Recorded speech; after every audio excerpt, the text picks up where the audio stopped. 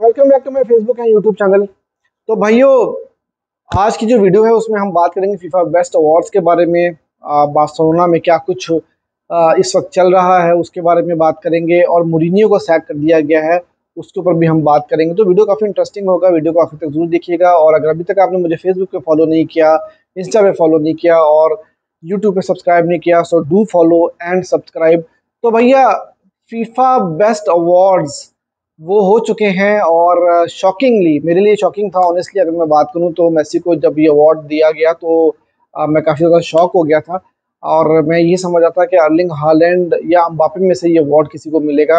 अब सवाल ये आता है कि भैया कि क्या मेसी ये अवार्ड जीतना डिजर्व करते थे कि नहीं करते थे। तो यार, अब मैं ऑनेस्टली अगर एक बात बताऊं तो मेसी अगर अवार्ड जीतना डिजर्व नहीं भी करते थे तो बहुत सारे नेशनल टीम के प्लेयर्स ऐसे हैं जिन्होंने मेसी को ये अवार्ड जितवाया है, टू बी वेरी ऑनेस्ट। और उसमें रियल मैड्रिड के प्लेयर्स भी हैं, जिसमें वलवर्दे हैं, जिसमें लुका मॉड्रिच हैं, जिन्होंने मेसी को टॉप के ऊपर रखा और उनको फर्स्ट पोजीशन के ऊपर वोट किया। तो और रीज़न भी वही ये दो प्लेयर्स बने हैं मेसी के अवार्ड जीतने के, क्योंकि पॉइंट्स अगर देखा जाए तो वो बराबर हो चुके थे। हॉलैंड और मेसी के पॉइंट्स बराबर थे, और एम्बापे के पॉइंट 35 पॉइंट्स थे। इवन कि एम्बापे ने भी मेसी को वोट किया, और वैन डाइक ने मेसी को वोट किया, लुका मॉड्रिच ने वोट किया, और पता नहीं कौन कौन से प्लेयर्स ने, मतलब काफ़ी नामी ग्रामी प्लेयर्स ने मेसी को वोट किया। तो अब सवाल ये है कि जो लोग ये बात कर रहे हैं कि मेसी डिजर्व नहीं करते थे, तो क्या वो इन प्लेयर से ज़्यादा बेहतर फुटबॉल जानते हैं?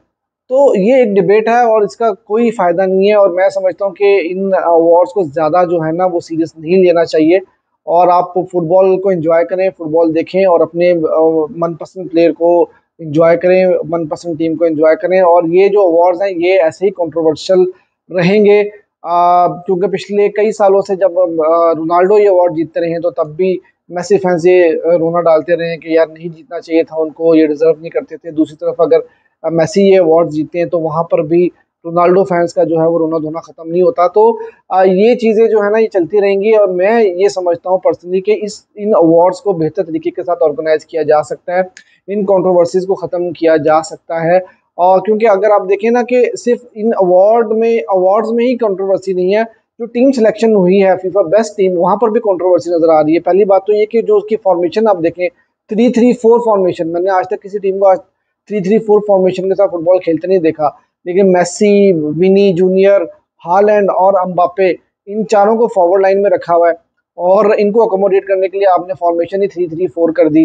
तो वो समझ से बाहर है। फिर एडरसन जो कि बेस्ट कीपर का अवार्ड जीतते हैं, उनको आपने टीम में रखा नहीं, कोटवा को आपने टीम में डाल दिया। तो समझ से बाहर है कि क्या क्राइटेरिया रखा है इन्होंने, किस तरह से है।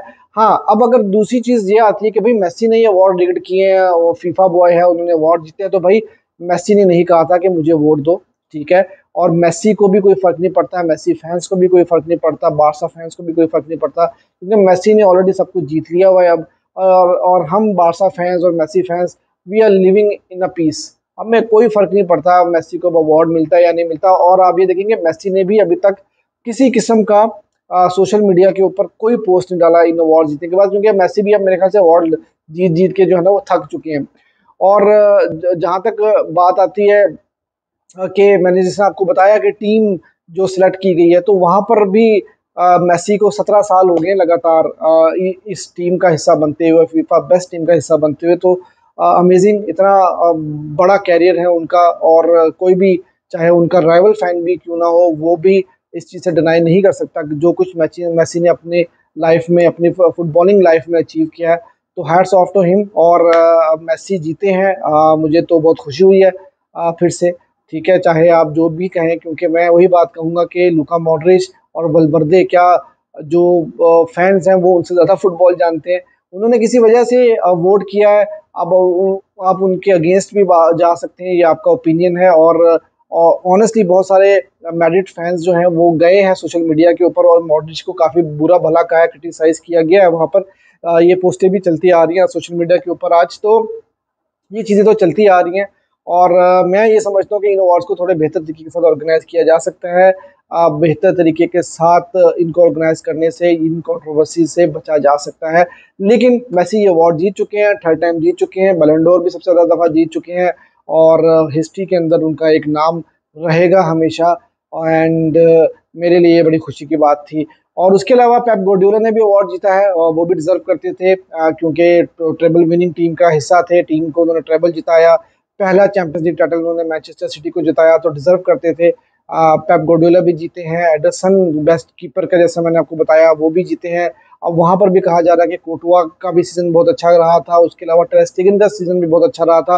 तो काफी लोग जो है वो उनका अपना अपना ओपिनियन रहता है, लेकिन ऑब्वियसली मतलब आपके पास ऑप्शन है कि आप उसको क्रिटिसाइज करो या आप अपना ओपिनियन दो, लेकिन जो भी जीता है, जैसे जीता है, तो उसको हमें कंग्रेचुलेट करना ही पड़ेगा।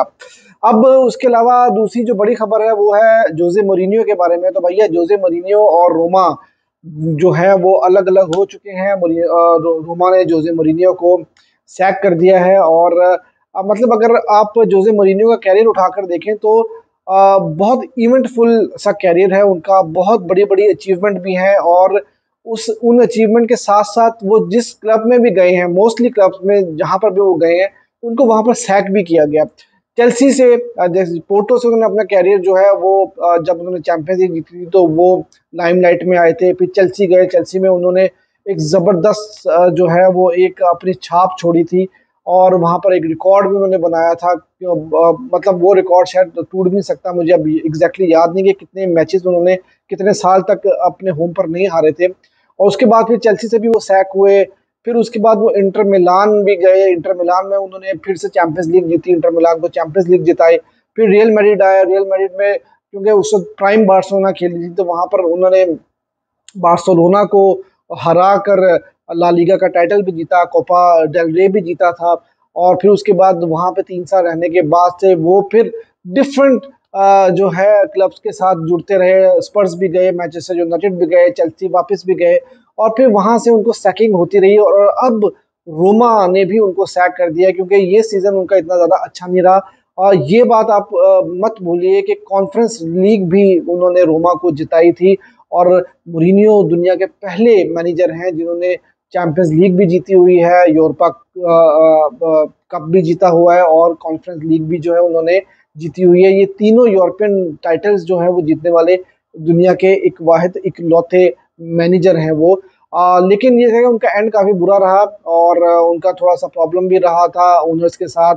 और फिर इस सीज़न में कुछ ज़्यादा अच्छी परफॉर्मेंस भी नहीं रही रोमा की और रोमा इस वक्त 9th पोजीशन के ऊपर थी। और मुझे बुरा लगा वो ये कि ट्रेनिंग ग्राउंड में जब वो प्लेयर से मिलके जा रहे थे तो काफ़ी जो न्यूज़ आई हैं और कुछ पिक्चर्स भी आई हैं कि वो रोते हुए जा रहे थे। तो मतलब इतना बड़ा लेजेंड ऑफ फुटबॉल जो है वो इस तरह रोता हुआ किसी क्लब को छोड़ के जाए तो वो ऑब्वियसली अच्छा नहीं लगता। और अब उनसे पूछा गया कि क्या वो कभी सऊदी अरेबिया में जाकर कोच करेंगे, तो उन्होंने कहा कि यस, उनको अगर मौका मिलेगा तो वो सऊदी अरेबिया ज़रूर जाएंगे। और अगर रिसेंटली बात की जाए तो अल हिलाल ने उनको ऑफर भी किया था, कोशिश भी की थी साइन करने की। अब क्योंकि वो उनके पास कोई जॉब नहीं है तो सुनने में आ रहा है कि अल नसर और अल अहली के क्लब्स ऐसे हैं जो कि उनको साइन करना चाहते हैं। अल नसर ऑब्वियसली क्रिस्टियानो रोनाल्डो का क्लब और अल अहली जहां पर आप जानते हैं कि काफ़ी नामी ग्रामी प्लेयर्स जो है इस वक्त खेले, लेकिन अल अहली जो है वो इतना अच्छा परफॉर्म नहीं कर रही है सऊदी लीग में। और अब देखना होगा कि उनका आगे जाकर क्या फ्यूचर होता है। तो ये थी मूरिन्हो के बारे में बात और अब थोड़ी सी बार्सिलोना के बारे में बात कर लेते हैं। अब बार्सिलोना से कुछ रिपोर्ट्स ऐसी आ रही हैं कि भाई चावी जो है उनसे कुछ प्लेयर्स जो हैं वो खुश नहीं है। काफ़ी प्लेयर्स जो हैं वो अब चावी की टैक्टिक्स से, चावी की जो फॉर्मेशन से और चावी की टीम सिलेक्शन से और जिस तरह चावी टीम को लेकर चल रहे हैं वो उससे ज़्यादा खुश नहीं है। और अब चावी को थोड़ा सा मुश्किल आना शुरू हो चुकी है टीम को मैनेज करने में, क्योंकि रिजल्ट नहीं निकल पा रहा और चावी की जो टैक्टिक्स है उनसे प्लेयर्स भी जो है अब कुछ ज़्यादा खुश नहीं है। क्योंकि अभी रिसेंटली एल क्लासिको में काफ़ी बुरी हाल देखनी पड़ी है बार्सिलोना को। और देखें चावी अगर सक्सेसफुल नहीं होते ना तो मुझे बहुत ज़्यादा दुख होगा उस चीज़ का। उसकी रीज़न ये है कि चावी बारसा के लेजेंड है, मेरे one of the favourite players रहे हैं।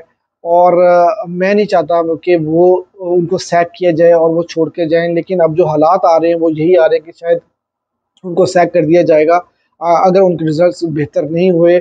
और ये भी खबर निकल के आई है कि अगर चावी को सैक किया गया तो वो अपनी जितनी सैलरी बाकी होगी वो छोड़ के चले जाएंगे, वो बार्सा से वो सैलरी को क्लेम नहीं करेंगे। लेकिन मैं चाहता हूँ कि चावी सक्सेसफुल हो, और अगर वो बार्सिलोना छोड़ के जाएं भी तो वो हायर नोट के ऊपर छोड़ के जाएं, ताकि एक क्लब लेजेंड जो है, और ऐसा लेजेंड जो जो उस क्लब से बहुत ज़्यादा प्यार भी करता है। और फिर उसके बाद चावी ने मतलब उनको पहले भी जॉब ऑफर की गई थी लेकिन उन्होंने एक्सेप्ट नहीं की थी, और उन्होंने कतर में अल साद जो उनका क्लब था उनके साथ ही वो चलते रहे थे ताकि वो ज़्यादा से ज़्यादा एक्सपीरियंस ले सकें।